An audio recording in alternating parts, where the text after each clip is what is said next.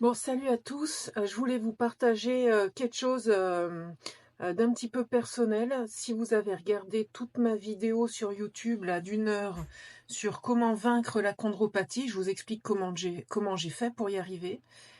Dans cette vidéo, il y a une partie psycho-émotionnelle. Donc je l'ai beaucoup travaillé, j'ai beaucoup cherché. Donc je parle du moment, de ce qu'on vivait au moment de la blessure.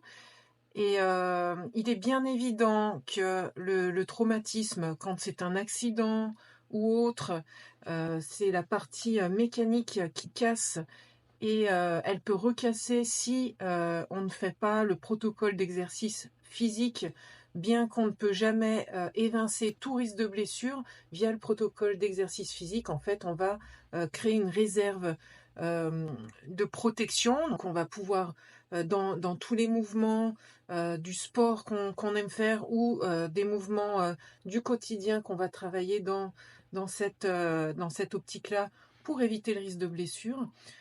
Hormis ça, de base, je vous fais cette vidéo parce que de plus en plus, je l'avais déjà analysé perso, je me suis aperçue que c'était quand j'ai eu des sentiments pour quelqu'un et que je ne l'ai pas dit par crainte de vivre, de revivre des émotions que j'avais vécues la première fois quand cette situation m'est arrivée et que je ne l'ai pas exprimée. Chaque fois que je me suis blessée, bien que comme je vous dis, il y a les contraintes extérieures qui jouent, c'était dans une période où clairement j'ai eu des sentiments pour quelqu'un et que j'ai voulu éviter ça, je n'ai pas voulu le dire, ou que je vivais cette situation ne me convenait pas, que je n'arrivais pas à exprimer mes sentiments.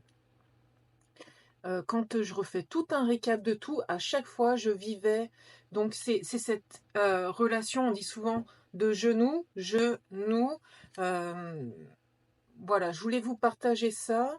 Donc dorénavant, quand j'aurai des sentiments pour quelqu'un, je le dirai, quelles qu'en soient les conséquences.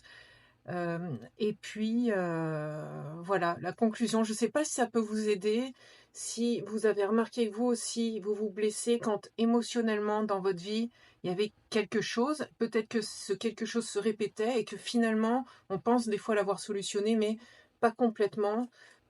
Voilà, j'espère que mon témoignage vous a servi, j'espère que vous allez bien et je vous dis à bientôt. Ciao!